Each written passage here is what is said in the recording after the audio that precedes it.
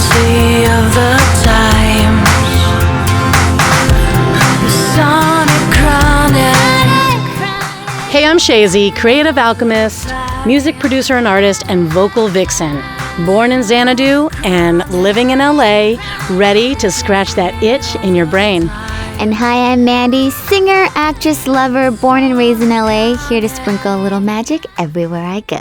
Woohoo! All right. Welcome to the Sonic Chronic. Yes, welcome to the Sonic Chronic, where we discuss the soundtracks and music of the most popular film titles of a year and how they influenced or were influenced by the cultural and global buzz of that year.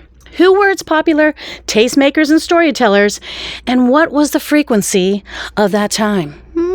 You know, this is what we do. This is what we explore when we get into the Sonic Chronic spaceship, time travel ship. I don't know what we call it. And we go and visit those times, and we try to figure out if there's a connection between what's going on in the world at that time and what are people drawn to? What are people watching? What films are being greenlit? You know, and then what is the music that is accompanying those films, making them very well known and maybe popular, or even making the artists suddenly well known and popular because they were in a film. I like when we go back in time and figure that out together. Yeah, so this time we have zipped back to planet 2003. So this is an interesting time. Just made it through the big 2000 scare in the year 2000. Remember?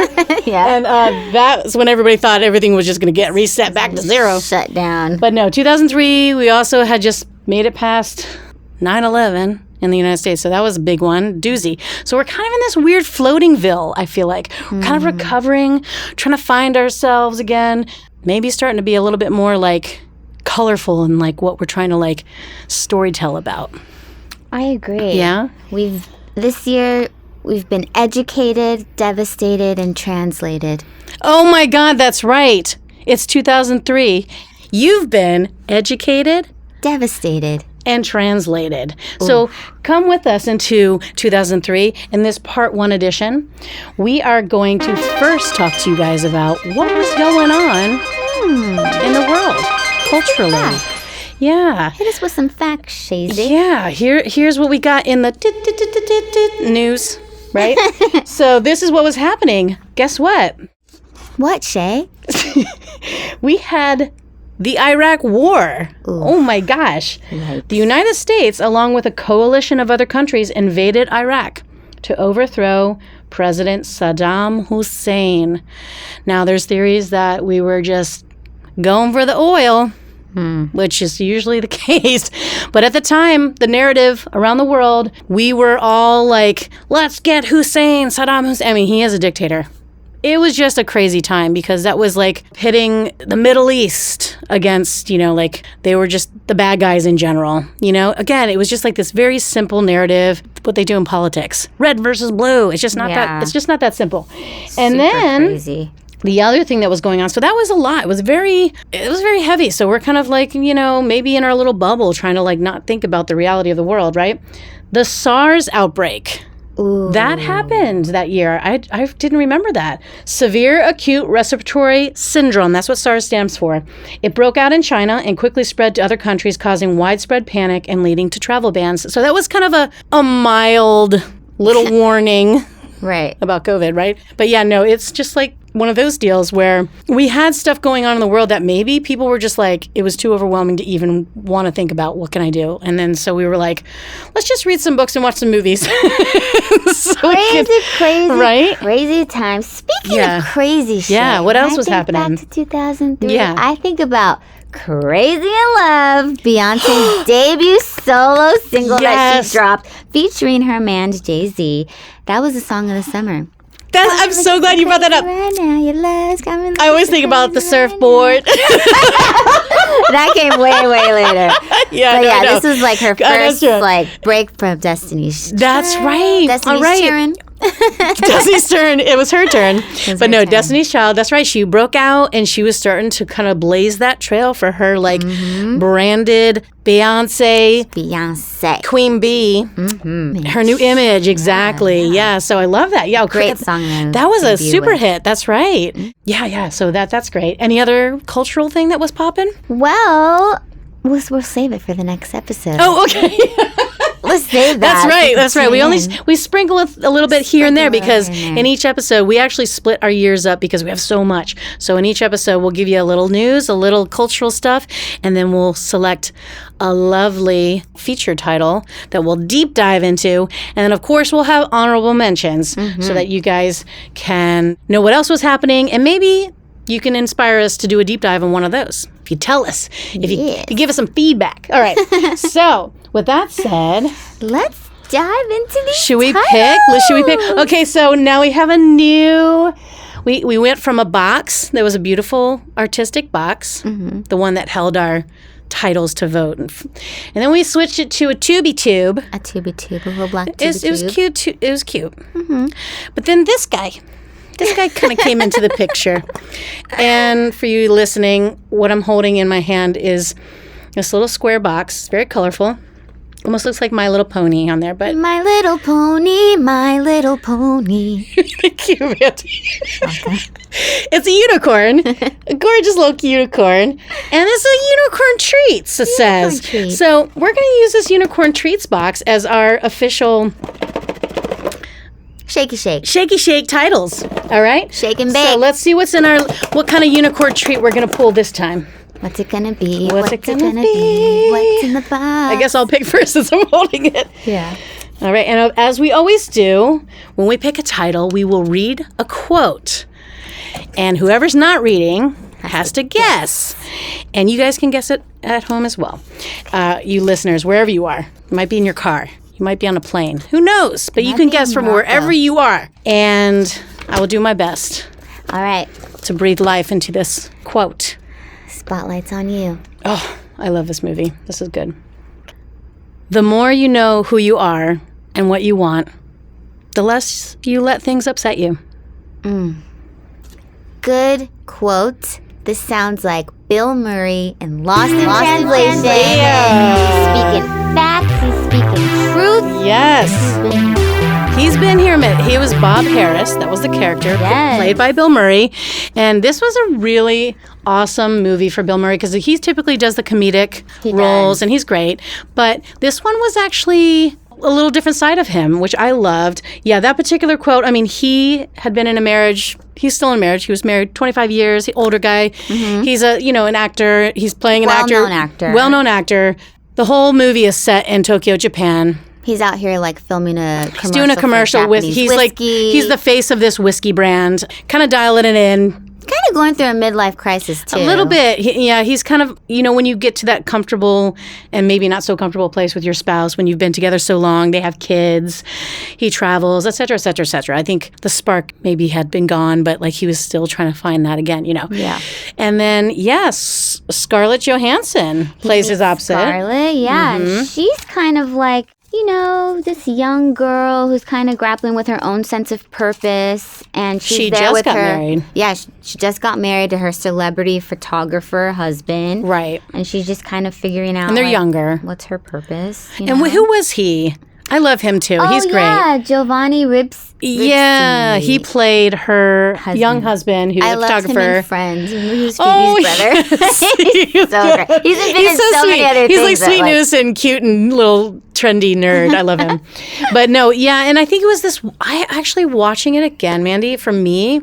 First of all, before I jump into too far in, I just want to lead with this one on the music because I just forgot how wonderful, and maybe this, in the beginning of the 2000s, this was a time of like trying to find musical identity in the world too, all over the place. Everything was starting to diversify. Things were starting to become hybrids. I felt like it was an interesting time. It wasn't the classic, everything is this epic sound, blah, blah, blah, or everything is this like hip hop, blah, blah. It was almost like the beginning of, with Scott Pilgrim and all this stuff, that vibe was like grunge kind of vibe. But like that was later. But I think this was like this emo, guitars were very front and center, heavy, but like crunchy wall of sound guitars, almost hypnotic, soundscapey kind of vibes with the music. Very Drive soundtrack kind of vibe. Well, Kevin Shields, who's his group My Bloody Valentine, he had like 5 songs on this. Exactly, My Bloody Valentine. What you're talking about. Exactly, it was that vibe. And even the song, there was a scene where they were at karaoke where you're in the room. Yeah. And he sang a song. More Than This. Oh, that one was the second one. I walk in.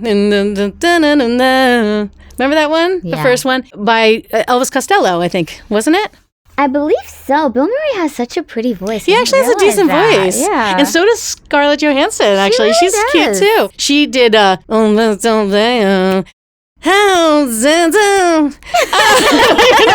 special. So special. Is that Blondie? Wait, why am I having a blank? It's on here somewhere. Oh my gosh.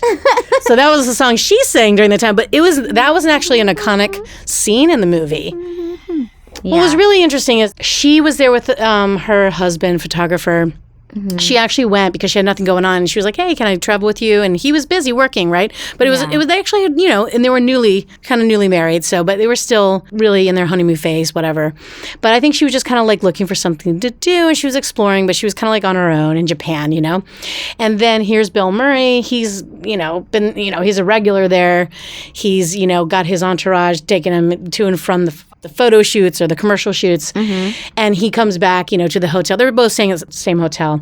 And they had this like lounge there where you can like listen to, that was the other thing. There was an awesome live jazz element in the movie, right? Because the lounge. And that's where they would kind of settle and kind of relax in between what they were doing. But they both, were just kind of uneasy, couldn't sleep, for different reasons. They kind of cut wind of each other. Scarlett, I forget her name. She played Charlotte. Scarlett played Charlotte. So she actually approached him first and was kind of like, they kind of gave each other a glance, noticed each other, and then we were like, hey, what's going on? What are you doing? Trying to get to know each other, but it was casual. Yeah, and they just formed this bond, like through stolen conversations or late night escapades of going to karaoke, visiting all their friends. And they just shared tons of moments of laughter and melancholy. But they found peace and understanding in each other. And like, it's very relatable. Yeah, it was almost like, I'm so glad they didn't do that thing that you thought because she was like significantly, she was what, 24? Yeah. Okay, so time. She was basically the age of, I'm sure, his children, and so I was worried they were going to do this thing where they had this like spark. He's like losing, the thing with his wife and just kind of missing that spark because when they would hang out together, they made each other laugh and they were like kind of being spontaneous about checking things out. And then she was kind of like uncertain about the new marriage with her husband and kind of like, did I make the right decision? So I was worried that they were going to like make this thing where they were going to get together, but they didn't. It was very platonic. It was very platonic. Very sweet, but genuine also connection. A new kind of love that they showed between friends that weren't straight, man, woman, right? That it could be possible. And yeah, it's almost like she would invite him to things because she had some friends. He was like, okay, why not? Mm-hmm. And then he was kind of like, yeah, let's check out this sushi place or whatever. And they just kind of, we went with the flow with each other. And like, he couldn't sleep. So he calls her up. He's like, hey, what are you doing? And then they would go and get like a bite downstairs or something. But it was just really, really cool. And it was almost like there was a lot of non-conversation between them. Speaking of non-conversation, fun fact, they never actually introduced themselves to each other. He was never like, hi, I'm Bob, and hi, they just kind of met at the bar and just... Well, they did eventually introduce. Remember, the first saw each other and she walked... Oh, they saw each other in the elevator. That was the first, and he even pointed that out. And he saw her, and then, because, there's a lot of Asian people there, and 2 white people is like standing out of the crowd. She's this blonde and whatever, so he noticed her and then didn't say anything, but then like... They were in the bar. He was sitting down, and she kind of sat next to him. And that's when they kind of introduced themselves. They never like said each other's name though. It was never like a hi, I'm Bob. Hi, I'm Charlotte. Oh, not officially like that. Yeah, no. Like they kind of like figured it out. Yeah, it was almost like they were like old friends. Like they had this like connection. It was so natural and comfortable, which I love. The interplay between the two of them was such a good casting. Mm-hmm. And Scarlett Johansson, she legitimately, because like her character was that she was a smart. Like, even her husband made a comment, like, she's from Yale, and I guess she sometimes a little looks down on some of his friends that are in the industry. A little rude and whatnot. It was more like just kind of like, ugh, because it's kind of boring, or like, but she wasn't overt, but it was kind of like that. I think Bill Murray provided that interesting experience, stimulation of that, and just his worldliness in that way. It was an interesting perspective that some of her husband's friends and like actors were maybe not like suiting her, but it was an interesting, felt so comfortable. Yeah, they had really good chemistry on set too. Another fun fact about this film is, do you remember the scene where Bill Murray, he's like doing the commercial and the Japanese director is trying to guide him? Oh my God, they didn't speak any English, yeah. They didn't speak any English.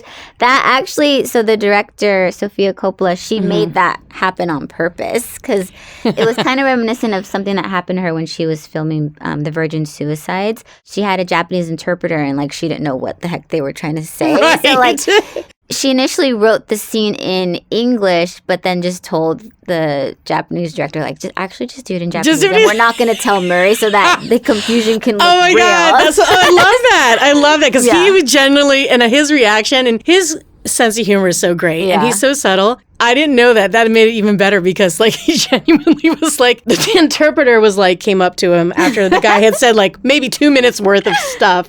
And she's like, he just wants you to look at the right camera. And he's like, you sure that's all he said? Yeah. And then even when the other photographer was like, give me Marlon Brando. Yeah, Marlon Brando. And he's all, doing these weird poses. It teetered on moments. I was wondering about other people's feelings about how they, not address, what's the word? Because, the whole thing with sometimes Asian people have a hard time pronouncing L's or R's. Yeah. And they'll say L instead, like vice versa. And so it's like walking the line of not being like rude.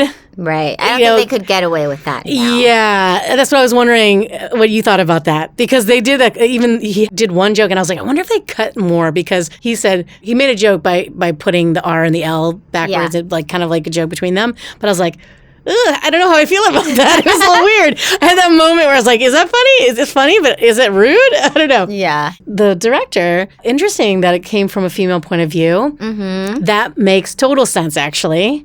I loved the wonderful, like, relationship kind of conversational interplay.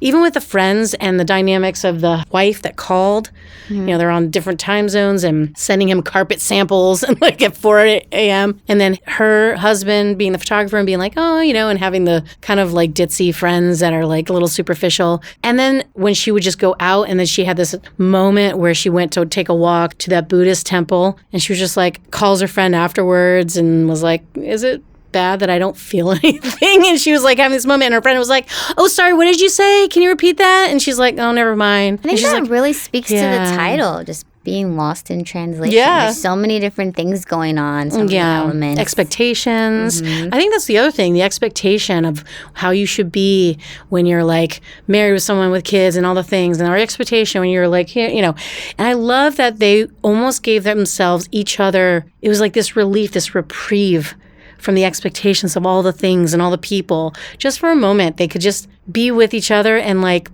enjoy each other's company and like talk or not talk. It makes me think of Best in Show. We can talk or not talk all the time. But it was just so lovely to see that dynamic and then not having that pressure of like the typical reward of, they get together in the relationship and carry on. In fact, at the end, he has to go back. He was only there for a week and she's going to stay there with her husband, obviously, as he's on that project. But at the end, he, they're kind of just like, after having such deep connections with it was really intense, but it was beautiful. But I think they were both like, we know this can't be. We know this is just for now. And just to be happy about that we even had this in the first place, it was so touching to me. It's super sweet to watch the ending where he goes back just to give her another hug and to say goodbye. And like Charlotte is crying.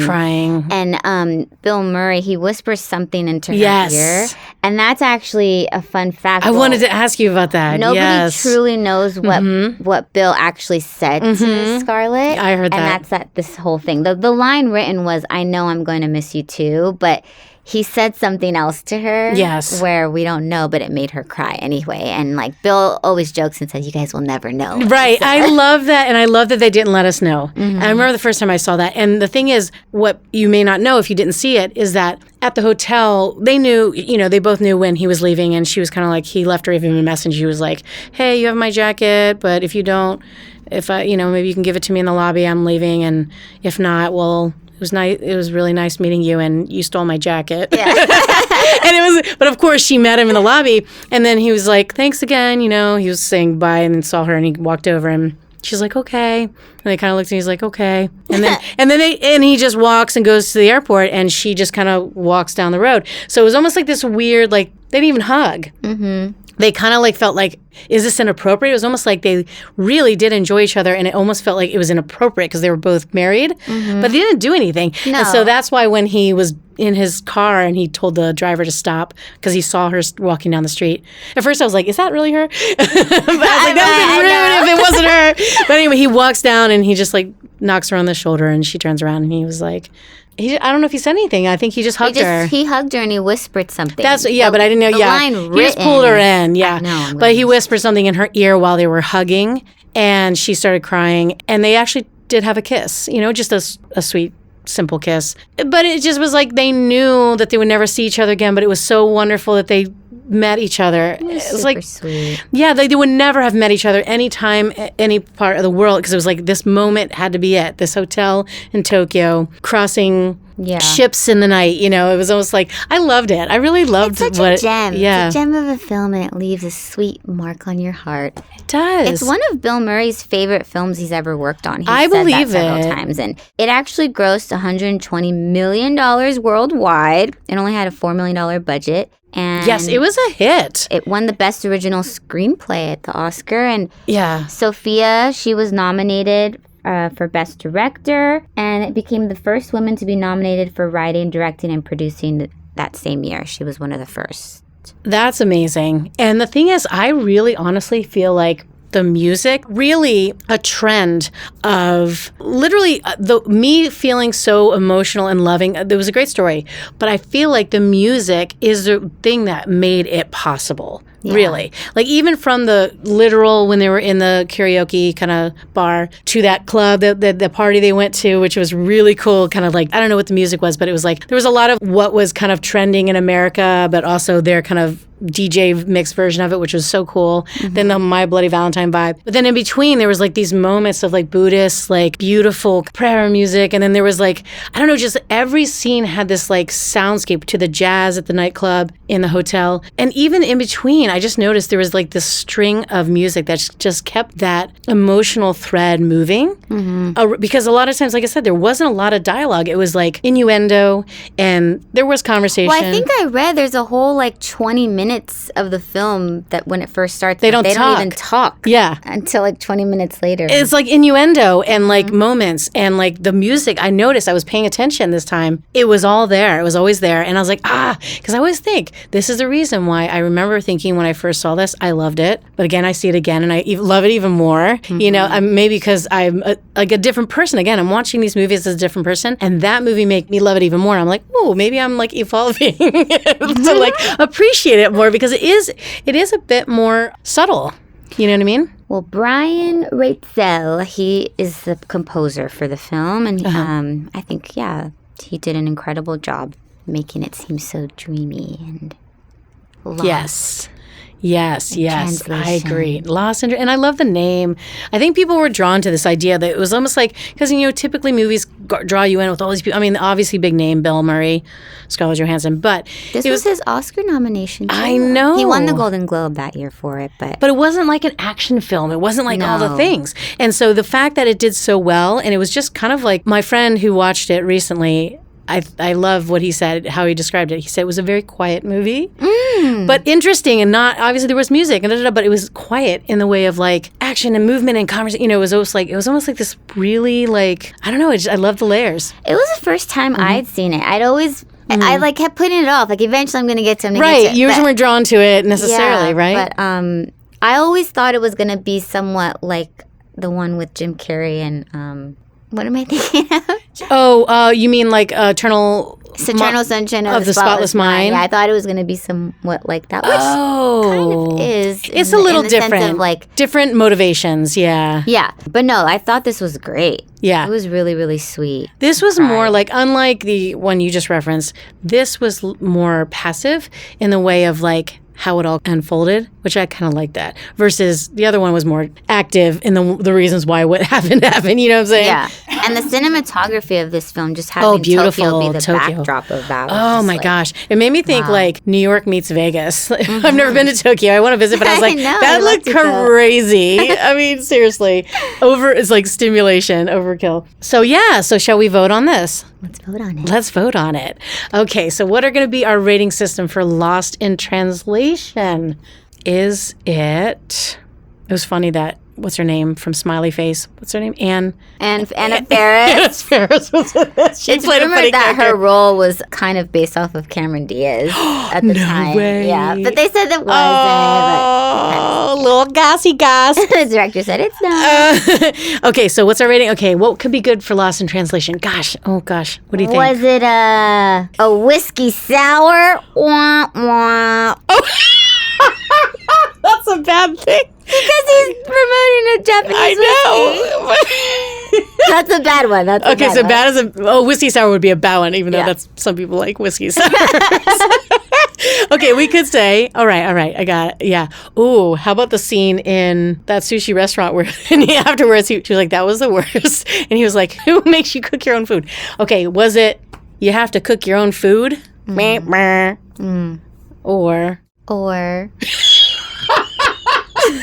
I already did the bad one, Shay. Okay, I was just saying because I don't know. Is that a bad one? Because some people like whiskey sour. Okay, we'll stay with whiskey sour as a bad one. All right, so what's the good one? You're like, or whatever. You rejected my rating. All right, so what's the good one then? Was it a whiskey sour or an all-nighter? Ooh, that's good. Okay, so was it, we'll do the other way around. Was it an all-nighter or a whiskey sour? Pew, pew, pew, pew. And we say an all-nighter. All night long. All night. All night long. All night. a little, that's right. It's 2003, and I'll be at the bar for the rest of the week Yes, you will, ma'am. with my whiskey sours. That's right, whiskey sour. All right, so then, now that we had that lovely main title to talk about, Lost in Translation, which you guys should definitely check out. Obviously, you know how we feel about it. We do have some honorable mentions. Okay.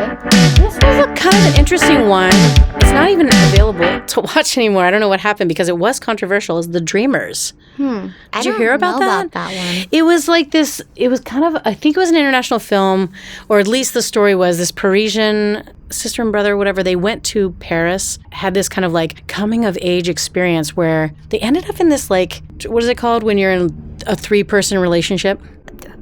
A throuple. Ooh, that's right. Yeah, and it was kind of this interesting thing they weren't expecting, but it kind of happened. It was very controversial because it was brother and sister. What? Yes, I don't know, but apparently it was popular because I don't know if it was because it was like more of a culty kind of. That's weird. But I don't think it's as whatever as I'm saying, but it touched on a little bit of like controversial topics. I don't know how far it went because I saw pieces of it. The Dreamers. Yeah, and it was them kind of just trying to figure themselves out, and they were just being open to new experiences because they were not in the US, you know. There's that one. And then 13 was popping this year. That was poppin'. I was 13 Shut this up. year. So this movie, when I watched it, I was like, Did you see it in the theater? Bad. No, I think I had it on DVD. But I remember watching it with my friends and just thinking like, oh my gosh, these girls are so bad. Basically, there's little 13-year-old girls in middle school. One of them is like super, sweet, like still like her mom kind of keeps her pretty sheltered. Yeah. Still playing with Barbie dolls and whatnot. Literally my life as a 13-year-old. And she meets this girl in middle school who's like smoking. She's having sex. Yeah. She's hanging out with the wrong crowds, you know. And kind of like makes the little young girl converts her. And I'm trying to think of the music for both of these. Like, well, The Dreamers was very like an international, Parisian, underground kind of vibe, like clubby vibe, and sometimes like whatever, jazzy. But what was 13's vibe? Was it more kind of like collective of different artists and like pop? Just at the time, just pop and rap music of the time. Yeah. Okay, so more trendy, more top. Trendy, yeah. Did you watch it? I only saw like bits and pieces. I never saw it from start to finish. It's good. It's wild. It is. Should I see it from start to finish? See it, yeah. Okay, I think I will because I had it on my queue. And it's great actors in that. Yeah. Mom, who's the lead in that? I feel like there's someone well known. Well, with that said, 2003. we were fascinated by what we saw when we landed on this planet, and we have more to come. But this episode was, experience and journey with Lost in Translation, and the honorable mentions. Obviously, those were interesting too. Those were kind of in the same vein. It was like this weird, like international. Well, 13 wasn't, but it was almost like exploring this like identity a little bit and relationships and how you can kind of look at relationships differently. Totally. Right? And maybe be more open-minded. Who knows? But let us know what you thought. Yeah, let us know what you guys thought about those titles. And also, let us know if you want us to deep dive more on honorable mention. We did do the main title of Lost in Translation. We are doing some more in our next episodes on 2003, so stay with us. Definitely stay with us. And of course, hop around to the other episodes if you haven't already. We want to hear your feedback. We love all your comments. Keep liking and subscribing. Tell your friends and family, because we're gearing up for our Patreon channel that's coming. That's right. You don't want to miss a beat. We don't want to miss the beat. Don't want to miss a beat. That was from Armageddon, wasn't it? Yeah. Yeah? Yeah. So this, ow. Ow. Ow. Don't miss a beat. Ow. Okay. So with that said, that was the frequency of that time. Sonic chronic, frequency of the time.